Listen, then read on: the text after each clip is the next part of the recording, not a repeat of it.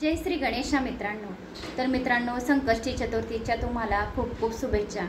तर उद्या शालिनी भक्तिसागर कथा या चॅनलवर संकष्टी चतुर्थीचे महात्म्याचे वर्णन आणि गणेशाला दुर्वा का आवडतात याचे महात्म्य येणार आहे। तर सर्वांनी शालिनी भक्तिसागर कथा या चॅनलवर सकाळून संकष्टी चतुर्थीच्या व्रताचे महात्म्य आणि दुर्वाचे महात्म्य आणि कोणत्या मंत्राचा जप करावा आपल्या मुलांच्या बुद्धीच्या विकासासाठी आणि कोणत्या 21 नावांचं स्मरण करायचं, तर ते मी शालिनी भक्तिसागर कथा या चॅनलला सांगितलेले आहे। तर तुम्ही उद्या सर्वांनी गणेश पुराणातील 10 अध्याय नक्की ऐकावे। जो कोणी 10 अध्याय ऐकतो तर चिंतामणी अष्टविनायकाचे महात्म्य आहे, तर त्याला घर बसले चिंतामणी अष्टविनायकाचे पुण्यफळाची प्राप्ती होईल।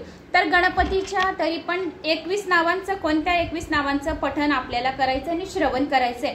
तर गणपतीच्या डोक्यावर आपल्याला 21 दुर्वा, शमीपत्र, तीळ आणि तांदूळ असे घेऊन आपल्याला 21 नावांचं स्मरण करायचंय। तर 21 नाव कुठले कुठले आहे?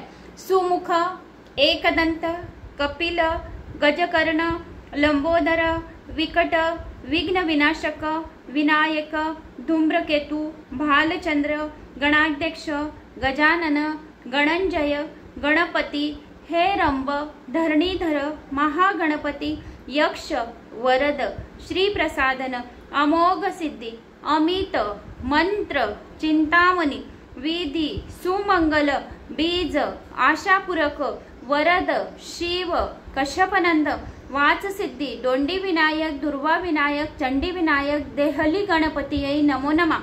तर दुर्वा, शमीपत्र, तीळ घेऊन गणपती बाप्पाच्या डोक्यावर 21 नावांचं स्मरण करायचं आहे, या श्रवण पठण करायचंय आणि गणपती बाप्पाला आपल्या मनातल्या इच्छा कामना सांगून आपल्या मुलांच्या बुद्धीच्या विकासासाठी प्रेयर करायची।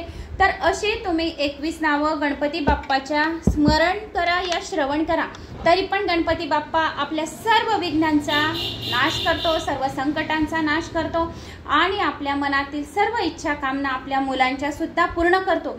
तर असे तुम्हाला या संकष्टी चतुर्थीच्या दिवशी नक्की हे करायचे, हे काम गणपती अथर्वशीर्षाचं पठण करायचे आणि आपल्या घराच्या उंबरठ्यावर कापूर आणि लोंगा नक्की झाडा। ओम गम गणपते नमः या मंत्राचा जप करत करत तुम्हाला दरवाजाला हळदीचं लेपन करायचे, आजूबाजू स्वस्तिक काढायची, हळदीने स्वस्तिक काढा, कुंकुवाने काढा आणि आपल्या घराच्या उंबरठ्यावर कापूर आणि लोंगा ओम गम गणपते नमः या मंत्राचा जप करत करत जर जाळल्या तर आपल्या घरातील कितीही नेगेटिव्ह ऊर्जा, नजर दोष असेल, या संकट काही येणार असतील तर ते संकट दूर होतील। कापूर आणि लोंग जाळल्याने संकट दूर होतात। आवडल्यास लाईक, शेअर, सबस्क्राईब नक्की करा।